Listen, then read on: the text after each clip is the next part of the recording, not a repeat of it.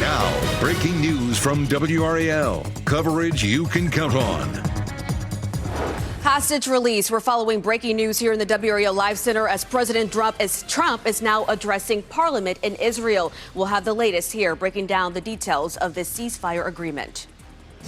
And we are following two breaking stories locally in our area this morning. A road is shut down in Raleigh for a water main break, and crews are at the scene of a fire in Wendell. What we're gathering from the WRAL Breaking News Tracker.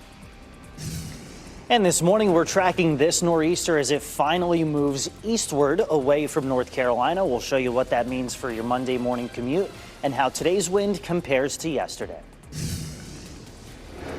And Tar Heel turmoil as UNC football prepares for its upcoming game against California. We break down the questions that Bill Belichick and the rest of his coaching staff will be facing today.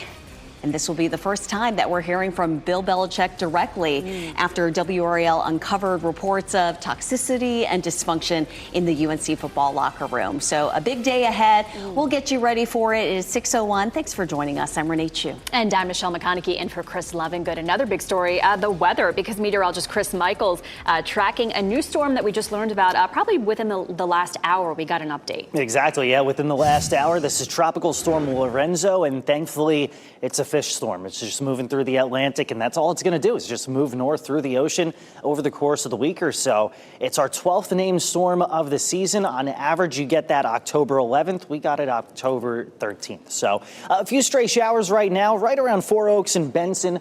Also around Lillington, all of this moving southward, very light, not going to be a big disturbance in your morning commute. Apex right now starting out just fine. A little bit of leftover water from yesterday's drizzle and light rain. So far this morning, Durham's at 59, Fayetteville's at 60 degrees, Garner at 58, Holly Springs at 58 as well. So you might get away with a light jacket out there, but overall not feeling too bad. Today, still on the breezy side. It's not going to be quite as gusty as it was yesterday. That northwest breeze is going to allow the sky to clear out a little bit this afternoon.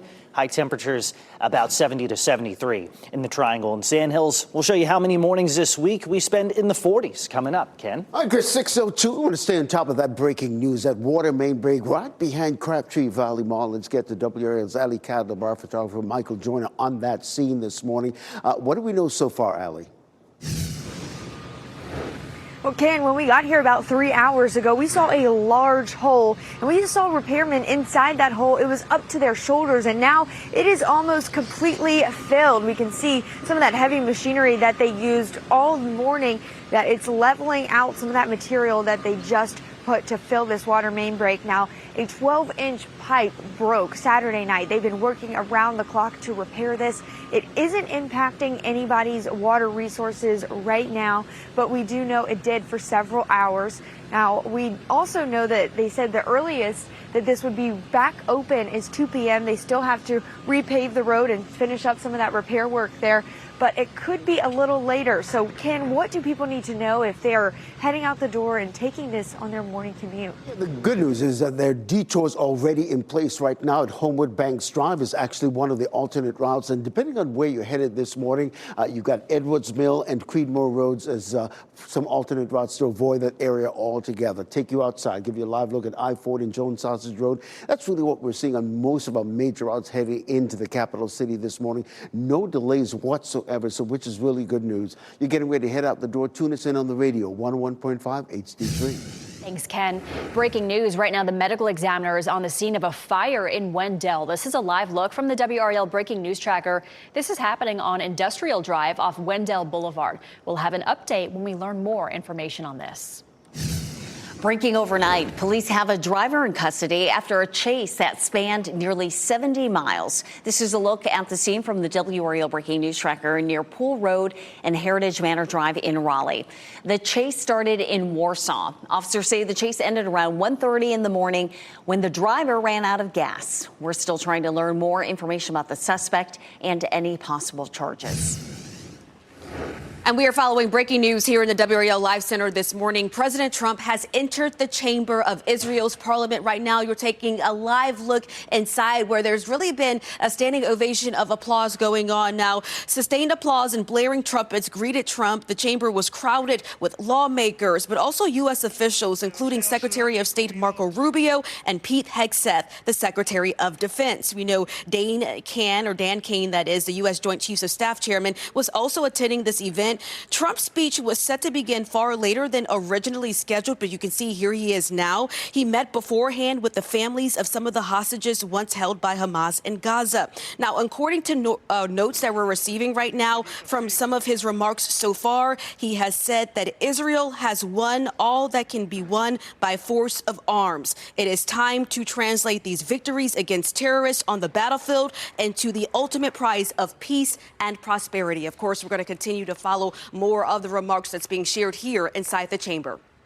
Thank you, Laura. Happening today, UNC football coach Bill Belichick is speaking to the media. This will be the first time we have heard from him since questions about dysfunction and toxicity in the locker room. WRAL's Kelsey Coffey is live in Chapel Hill this morning.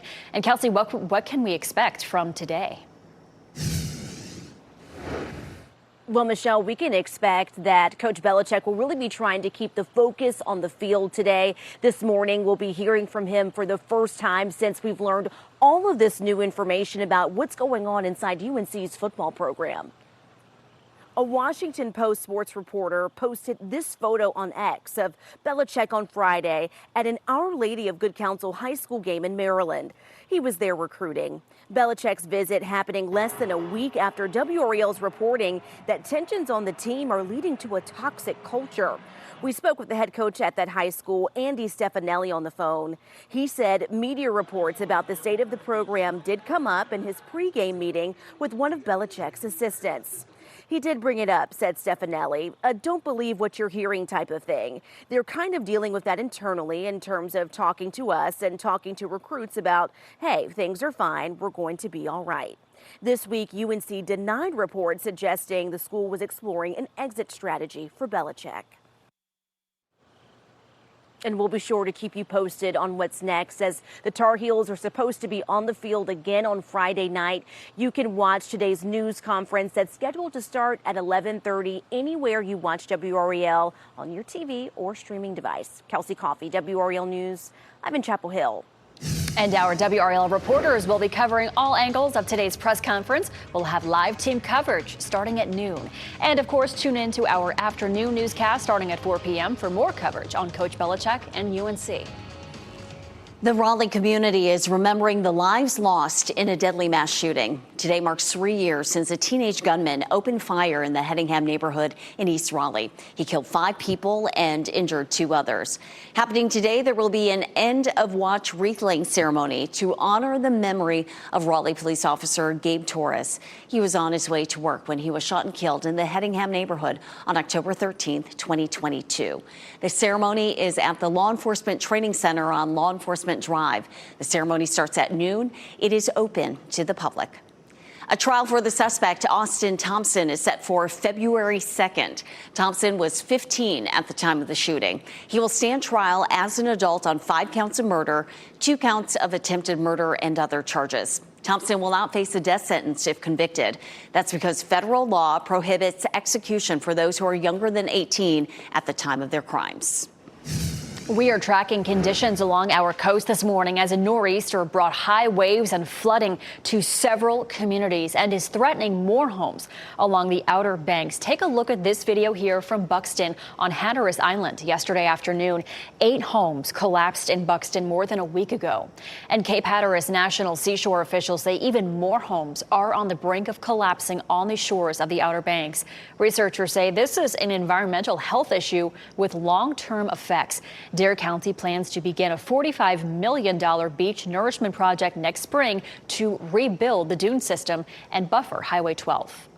The Kansas City Chiefs beat the Detroit Lions on Sunday Night Football, but there was more excitement after the game ended. Take a look at this. As players were shaking hands, a fight broke out. Now, it appears to have started when Brian Branch of the Lions slapped Juju Smith-Schuster of the Chiefs as he reached out for a handshake. It remains to be seen if the players will face disciplinary action. The Chiefs won the game 30-17.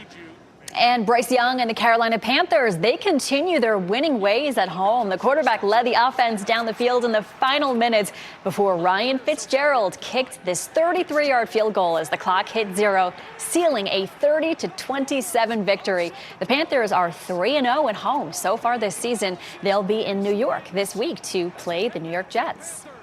Raleigh leaders are giving people the chance to share their thoughts on what should be the top priorities for the next budget. The city is hosting an in-person budget listening session tonight. Registration is not required. Today's session will be at the JC Community Center on Wade Avenue starting at 6. Another one is scheduled for tomorrow at the Laurel Hills Community Center. Former Vice President Mike Pence will be at UNC Wilmington today. Pence will be there as part of the school's Dare to Learn lecture series, which explores leadership and the experiences and lessons of the guest. That's happening tonight at Keenan Auditorium at 6:30. The event is free, but tickets are required. It is open to the public. It is 6:10, a deadly mass shooting. At least 4 people are dead after gunfire broke out at a bar in South Carolina. The latest on the search for the suspect and what we know about the victims.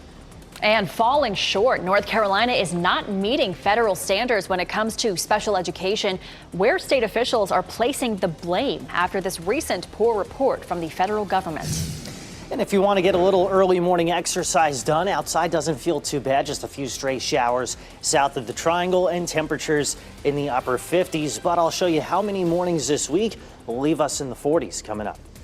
As you get into your car, tune to WRAL News Plus on your radio. In Raleigh on 99.3 FM. In Durham, 96.5 FM. And everywhere on 101.5 HD3.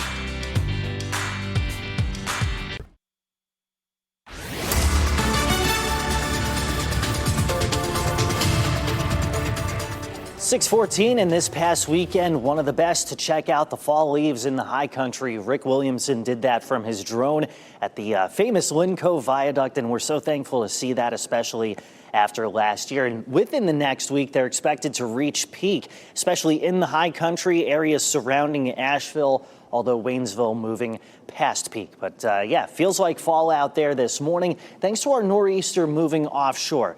Not going to be quite as windy, quite as wet as it was yesterday. Just a few stray showers right now south of the Triangle. Breezy at times as we go throughout the day today, but we're not talking wind gusts of 30 to 40 miles per hour. And a little bit of clearing from morning to afternoon. That'll leave our temperatures near 70 degrees. Your State Fair forecast coming up in less than 5 minutes. I look forward to that. And if you're getting ready to head out the door, here's what you can look forward to. I-40 Lake Wheeler Road. Traffic is beginning to pick up just a bit, but moving nicely in all directions there in that southern loop of the Beltline. No delays whatsoever. You're coming in from Gardner, Johnson County. No delays whatsoever between Highway 36 and the Beltline as well. That northern loop of the Beltline also delay-free at this hour. You're getting ready to head out the door. Tune us in on the radio, 101.5 HD3. An investigation is underway after a deadly mass shooting in South Carolina over the weekend. At least 4 people are dead. 20 others are injured after a shooting at a crowded bar on St. Helena Island. Investigators say a high school reunion was happening at the time. The owner says he believes he heard what he thought was machine gun fire. He says he saw no signs of trouble leading up to the shooting. Yeah, I can't really comprehend, just why any human would take another human's life, it's senseless. I mean, I just can't comprehend. Authorities say they've identified persons of interest. We're working to find out if anyone is in custody. And we're trying to learn more about a deadly crash in Southern Pines. This happened on Camp Easter Road just before 7 o'clock last night. The one SUV involved in the crash overturned. The driver was killed. We are working to find out what led to the crash and who that driver was. A 29-year-old man is in critical condition after he was shot in Goldsboro over the weekend. The shooting happened on Sherrard Court late Saturday night. Deshaun Webb was taken to ECU Health Medical Center. Police are investigating. They have not announced any arrests at this time. A federal report says North Carolina has fallen short of federal special education standards yet again. WRAL's Education Insider found the report faulted NC schools for not meeting some deadlines and for not properly preparing students for life after high school. Schools took more than 3 months to decide whether over 12,000 students were eligible for special education, and schools took longer than a year to resolve findings of noncompliance more than 200 times. The State Department of Public Instruction in part blames teacher turnover for not meeting federal requirements to serve children with disabilities. You can find out more about their report on WRAL.com. I know we needed the rain, but yesterday was so dreary and windy and a little bit miserable. And we still have some of those lingering showers this morning. It's one of those mornings tough to wake up, kind of tough to get with it, but eventually see some sunshine heading into the afternoon. Looking forward to that as we've got some showers now just south of Lillington heading toward Fayetteville. Dunn, you may pick up on a stray sprinkle and it may last you all of 2 minutes. Southern Pines seeing a little bit of rain. See some of the droplets there collecting on our camera there in Southern Pines. And it is still a little bit on the breezy side, but we're not expecting anything quite to the extent of what we saw around dinner time yesterday. Raleigh, Durham, Roxborough 70 your high today. Rocky Mount 67, Roanoke Rapids 65. Fayetteville, usually the warm spot, you make it up to about 72.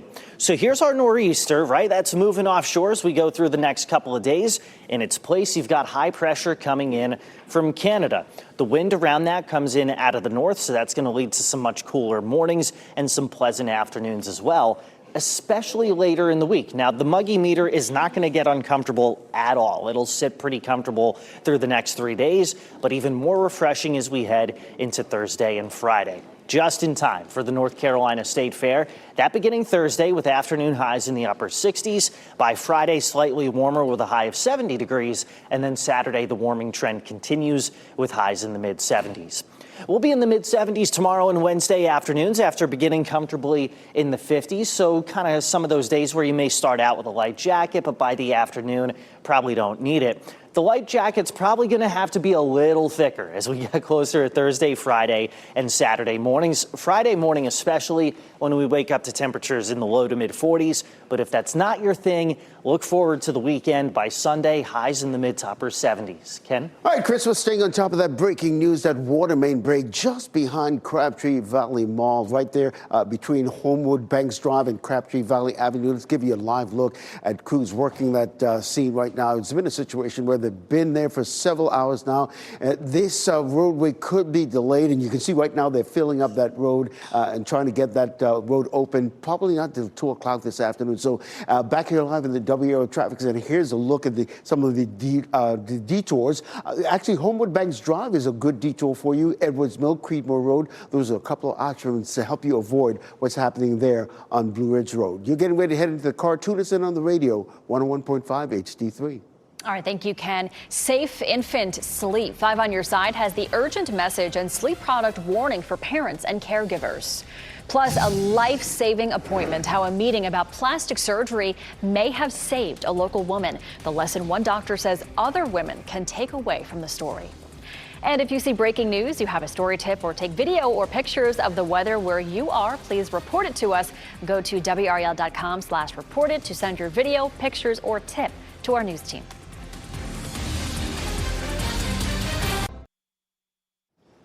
October is Breast Cancer Awareness Month, and this morning we are sharing the story of a local woman whose routine surgery led to a life-changing discovery. 45-year-old Kim Burris says she went in for a breast reduction, but her plastic surgeon, Dr. Heather Levitis, found something unusual. Tests confirmed ductal carcinoma, or DCIS, a type of cancer that is found in the milk ducts of the breast.